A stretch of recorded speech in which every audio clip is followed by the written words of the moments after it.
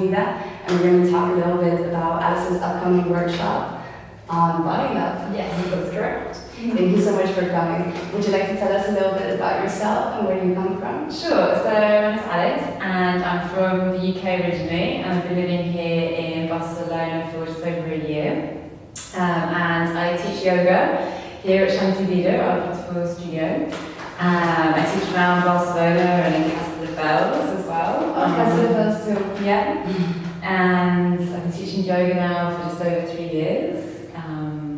And as well as that, I work in digital marketing too, alongside my yoga teaching.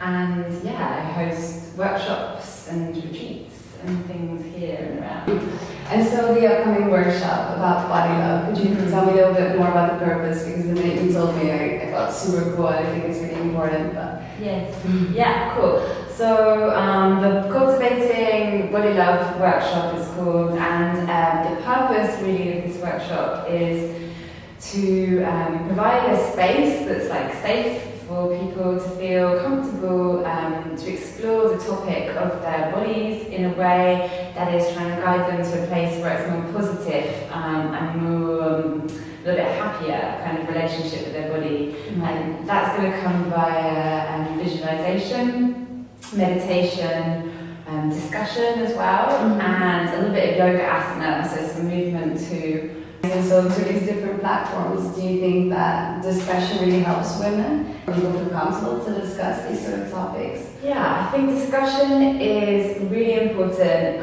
especially discussion that is coming like body image from a place of not just positivity but understanding, and not coming at it from an angle of like you need to look different or your body is not good enough. Because there's a lot of discussion about that, and there's not so much discussion about actually being happy in your body. And I think, it's not always easy for people to talk about it, of course. Like, it's not an easy subject. It can be painful for people, it can be unusual as well, people maybe not used to it. So it's not always easy, but I think that once people kind of crack a little bit of the surface and start to get underneath, then actually it opens up a big platform to have a conversation. So yeah, I think it's really nice what you're doing, and I think it's super important because I think still in 2018 we have so many sort of negative images out there for women, and so many women are still putting so much expectations on their bodies.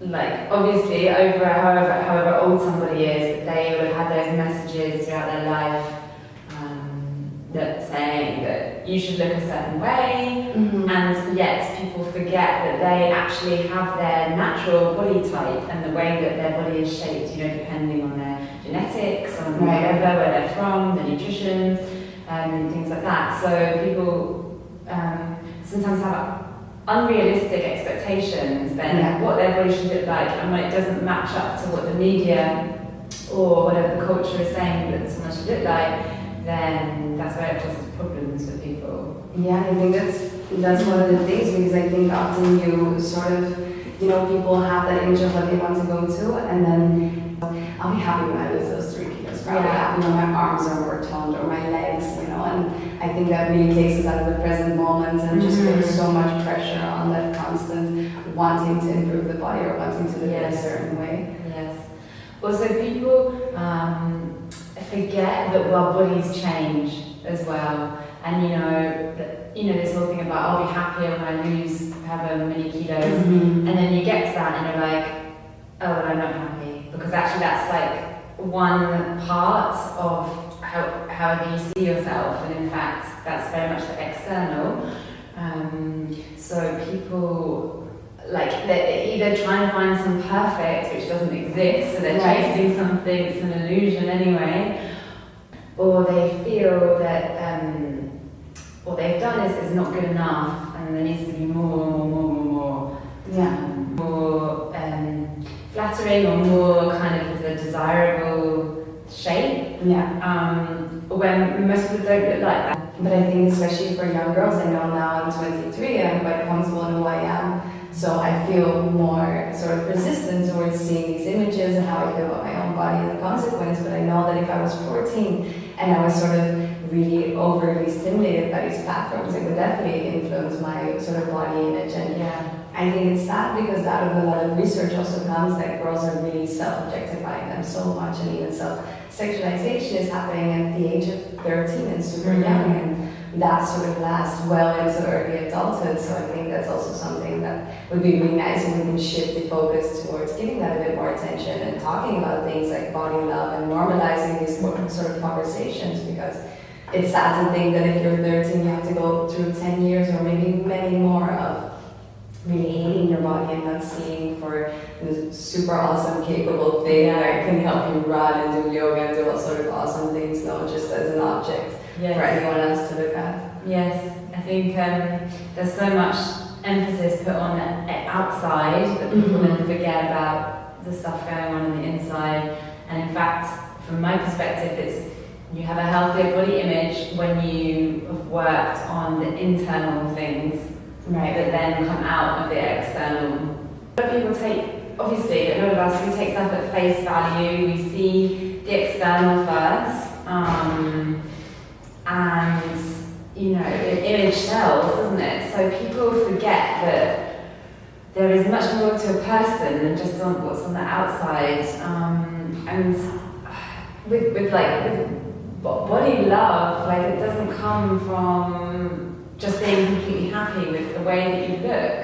There's more to it than that.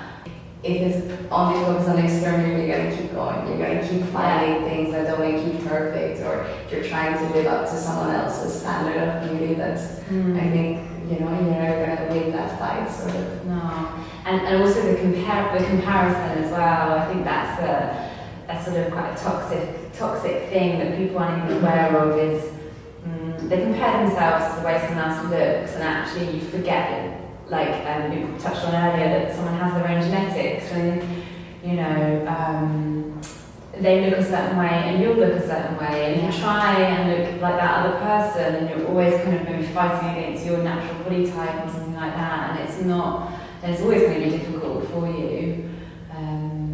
I think that's especially something that we forget about teenagers. For them, they're so in the midst of their social identity or their identity in so many different ways that sort of social comparison, comparing themselves to others, is something which is naturally happening, and that was happening at school, and that's why there's so much peer obsession, and it's something which normally happens, but now with the phone being the extension of their hand, and it's so ingrained into their lives, and it's normal that it's happening online. So how many followers do I have? How many comments do I have? How many likes? How do I look in comparison to her? And I think especially during those teenage years where you are very much more vulnerable, that's really something that we have to sort of become more aware of, the images that your daughter, for example, is seeing. How is she doing that? How is she experiencing it? And sort of ask her to clean out her Instagram. If you're following Victoria's Secret models and you're comparing yourself to that, that's a sort of very difficult standard to keep up with, I think.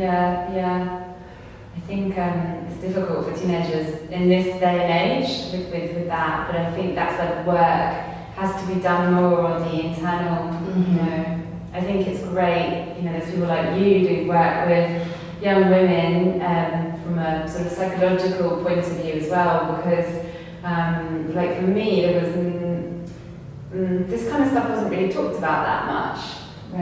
When I developed my eating disorder at 18, I didn't know what was going on. I didn't know that was the case, and I didn't know what to do with my feelings. So that's how it manifested into eating disorder. But there was no platform to sort of discuss that. Or no, there was nothing, and I went along thinking I didn't have a problem, I wasn't having an issue. Just found a new way to eat.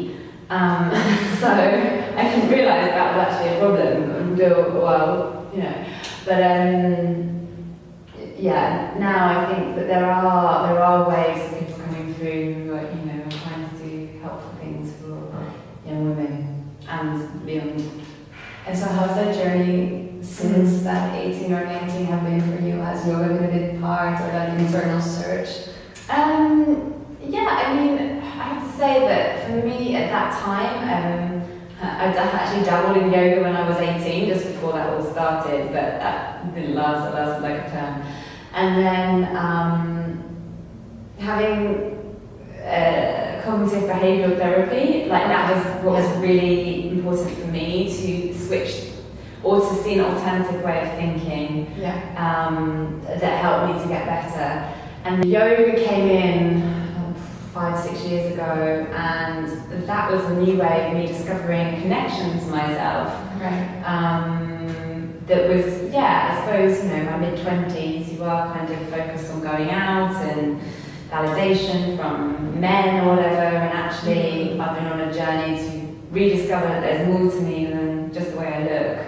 So yoga absolutely helps with that. It helps you get through the layers to your true self, which sits in there. So that has definitely helped me for sure. But yeah, all that stuff, like when I was, how many years ago? This would be 5 years ago.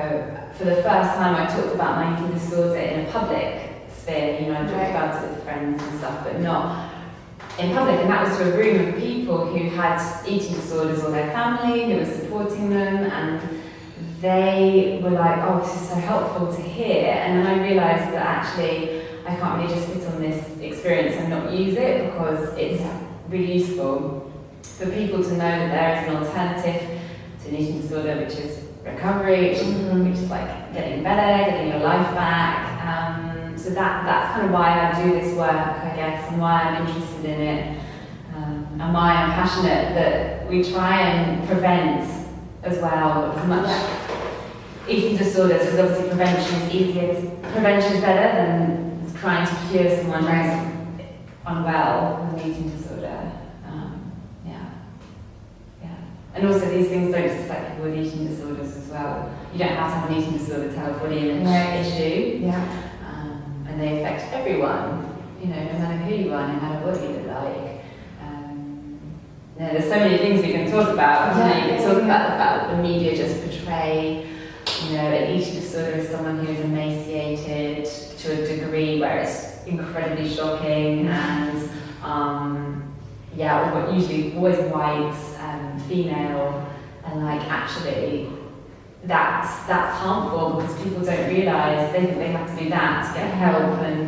And I also thought that for a while, I was like, I'm not thin enough to have a eating disorder, surely. And then actually it's not really about that. You think it's like that? Wow. Yeah, but actually it's what's going on in your mind. It's what are the behaviours that are manifesting themselves that you're doing. So there's also that. No, I think it's really beautiful you're doing that. I think it's really important.